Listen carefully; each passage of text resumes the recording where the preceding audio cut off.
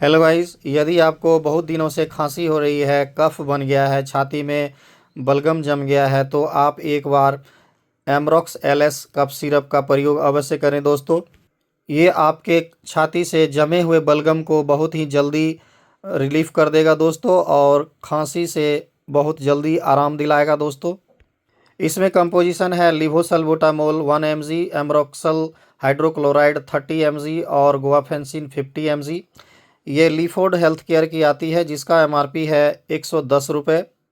Guys, यदि आप कफ और खांसी से बलगम से परेशान हैं तो आप एक बार एमरॉक्स एलएस कफ सिरप का प्रयोग अवश्य करें दोस्तों।